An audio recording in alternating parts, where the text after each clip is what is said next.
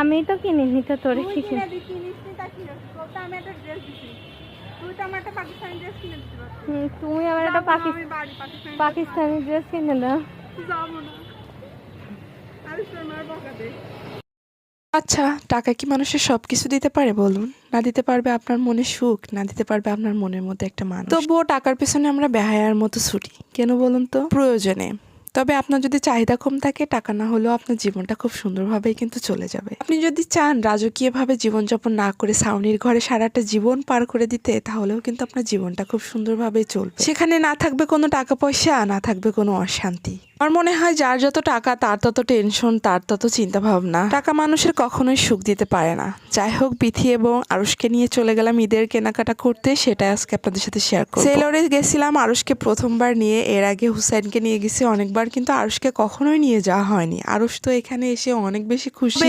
আরুষ তো যেটা ইচ্ছা সেটা কিনতে পারবে, আমি কি পারবো বলুন তো? আমার কখনোই সাহস হয়নি নিজের জন্য সেলর থেকে কোনো কিছু কেনার। খুব ইচ্ছা করে সেলর থেকে নিজের জন্য পছন্দ মতো একটা ড্রেস কিনি। একবার যায়, একবার একটা করে ড্রেস পছন্দ করি, আর দাম শুনে মনটা ছোট করে চলে আসে। বরাবরই যেটা হয় সেটা আজকেও হয়েছিল। এই ড্রেসটা আমার খুবই পছন্দ হয়, কিন্তু দামটা শুনে বুকে রক্তক্ষরণ হলো। এত বেশি দাম, এত দামের ভিতরে মানে আমার তো বাজেট নাই ড্রেস। কথা বলতে ছোটবেলা থেকে নিজের পছন্দ মতো কোনো কিছুই আমি কিনতে পারিনি, আর কিনিও না। আমার আব্বা মা, আমার ছেলে মেয়ে সবার জন্যই আমি কিনে দিই, বাট আমি নিজের জন্য কখনো এরকম দামি ড্রেস কিনি। শুধু দামি ড্রেস না, কখনো আমি নিজের জন্য একটা গহনাও বানাই না, যে না আমি এটা না করে আমার পরিবারের জন্য কিছু করি। তো আরুষের জন্য ড্রেস কিনতে গেছিলাম, বিথির পছন্দ হয়নি তেমন একটা। তারপরে আমরা এই বেবি শপে চলে আসি। এখানে অনেক সুন্দর সুন্দর বেবিদের জন্য ড্রেস আছে, আর এই ড্রেসগুলো এত সুন্দর ইউনিক এবং পরতে এত সুন্দর আরাম। মানে আমি যদি বেবি হইতাম তাহলে এখান থেকে প্রত্যেক দিন ড্রেস কিনতাম। এখানে এসে তো আমার আরুষ বাবা অনেক বেশি খুশি। দেখেন কত সুন্দর পিকচার উঠাচ্ছে। ওর যত মন খারাপ হোক না কেন, আমি যদি বলি আব্বা আসা পিকচার উঠাবো, মুখটা হেসে দেয়। ওখান থেকে একটা ড্রেস নিয়ে আমরা চলে আসি টপ টেনে। টপ টেনে আমার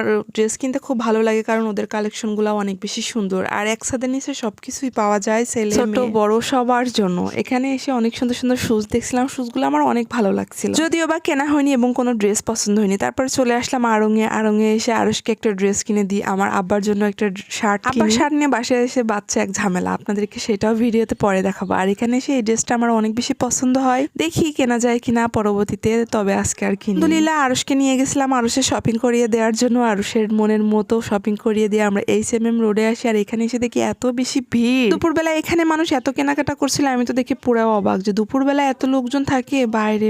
এসে বিথি অনেক কিছু কেনাকাটা করে, তারপরে আমরা খুব তাড়াতাড়ি মানুষের ভিড় ঠেলে বাইরে চলে আসি, কারণ এখানে থাকলে আর একটুখানির মধ্যে